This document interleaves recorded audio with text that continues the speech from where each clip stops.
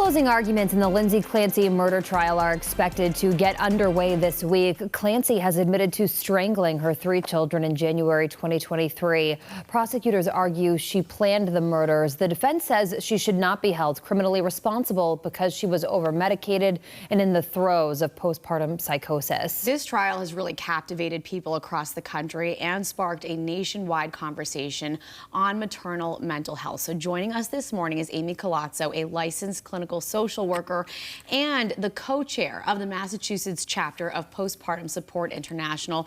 Thank you so much for being here with us this morning. This is so important. First of all, what is Postpartum Support International? Thank you for having me. I'm excited to be here. So Postpartum Support International is a global nonprofit organization founded in 1987. Our goal is supporting families and providers by providing support, education, reliable information surrounding perinatal mental health disorders. And there is a Postpartum Support International helpline, and from July 3rd to July 26th, there were 14 calls from women in Massachusetts, and from July 27th, the day that opening statements started in the trial to this past Friday, there were 32 calls from women in Massachusetts, so more than double since the trial began. Do you think there's a correlation there, and why? I definitely think there's a correlation. I think there's been increased talk in the media. There's been a lot of increased talk on social media. People are telling their stories. I think overall in Massachusetts and also the nation, people are watching and they're feeling increased anxiety and wanting some extra support right now.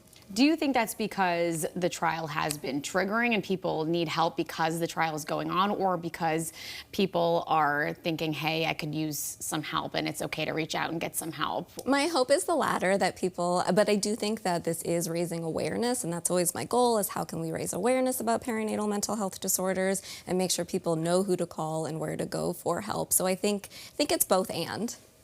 And obviously, too, Hayden Panettiere's recent death has sparked a lot of conversation, too, about postpartum depression and mental health. You were saying 80% of women just get the baby blues. And I feel comfortable sharing, after I had Jack a few months ago, I just always felt kind of sad that something was coming to an end. The day was coming to an end. Yeah. It just felt like, oh my gosh, his first Christmas is gone. His first New Year's is gone. You do sometimes have these just emotional highs and lows. At what point do you know when to get more help? Yeah, so you're absolutely correct. 80% of women will have the baby blues, and we look at that as being the first 1 to 2, maybe 3 weeks of emotional shifts. Yeah. And so like what you're saying, some, increased hormones will increase sadness about some things, but we're always looking at the intensity and the frequency. So if it feels like even within those first couple weeks, things are just really hard or not wanting to engage with baby or family, I would recommend really reaching out sooner so that we can catch any postpartum depression or anxiety and really get people access to treatment. But any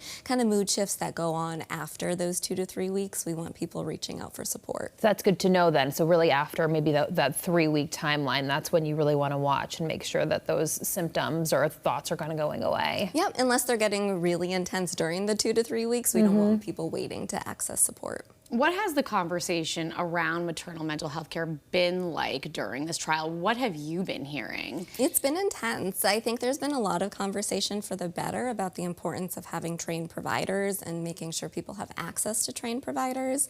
I think a lot of discussion around collaborative care among providers, and then also really including family as part of that conversation and encouraging family to show up and feel comfortable speaking with providers. And this trial is coming to a close soon. Why do you think it's so important to keep this conversation going? The prevalence of perinatal mental health disorders is so high. 1 in 5 birthing individuals will experience it. 1 in 10 non-birthing individuals will.